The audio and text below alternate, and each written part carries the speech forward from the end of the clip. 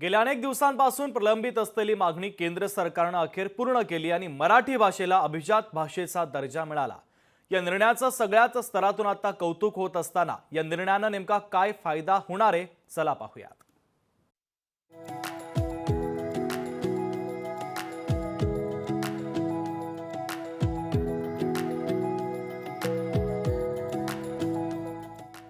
राज्यात विधानसभा निवडणुका अगदी तोंडावर असताना केंद्र सरकारनं एक मोठा निर्णय घेतलाय।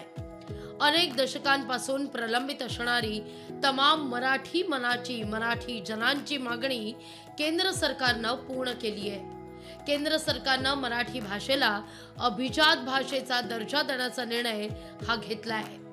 मराठीसह पाली, प्राकृत, आसामी आणि बंगाली अशा 5 भाषांना अभिजात भाषेचा दर्जा दिलाय। केंद्र सरकारच्या या निर्णयाचं सर्व स्तरातून स्वागतच होत आहे।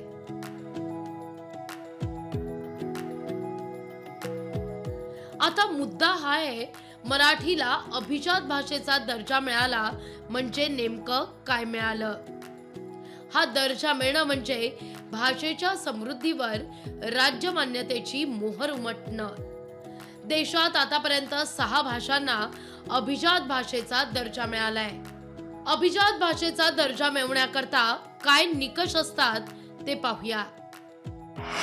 ती भाषा किमान 1,500 ते 2,000 वर्ष प्राचीन असायला हवी। त्या भाषेतील समृद्ध ग्रंथ आणि अन्य साहित्य परंपरा असायला हवी। ते मूळ त्याच भाषेत लिहिलेलं असावं, अनुवादित नसावं। भाषेचा प्रवास अखंडित असावा।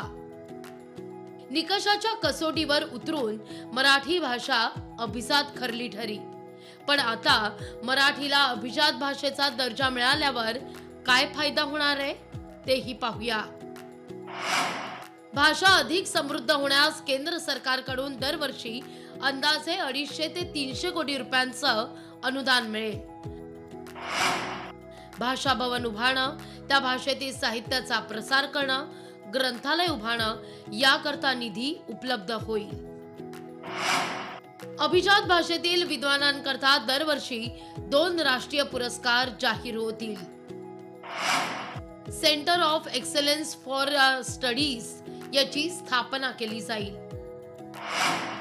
प्रत्येक विद्यापीठात त्या भाषेचा अभ्यास करण्याकरता विशेष केंद्र उभारलं जाईल। भारतातील सर्व 450 विद्यापीठांमध्ये मराठी शिकण्याची व्यवस्था केली जाईल। प्राचीन ग्रंथाचा अनुवाद देखील केला जाणार आहे। मराठी भाषेच्या आजवरच्या प्रवासातला सुवर्ण अक्षरांनी कोरून ठेवावा असा हा आजचा दिवस। मराठी भाषेला अभिजात भाषेचा दर्जा देण्याचा निर्णय आज केंद्रीय मंत्रिमंडळामध्ये घेण्यात आला। त्याबद्दल आदरणीय पंतप्रधान श्री नरेंद्रजी मोदी आणि केंद्रीय मंत्रिमंडळातील सर्व सन्माननीय मंत्र्यांचे त्रिवार आभार। आतापर्यंत तमिळ, संस्कृत, मल्याळम, तेलुगू, कन्नड आणि ओडिया या 6 भाषांना अभिजात भाषेचा दर्जा मिळाला होता। त्यात आता मराठीला देखील स्थान मिळाल्यानं अवघ्या मराठी मनांचा ऊर अभिमानानं भरून आलाय। ब्युरो रिपोर्ट, लोकशाही मराठी, मुंबई। लोकशाही मराठी ऐका, पहा, जागरूक रहा।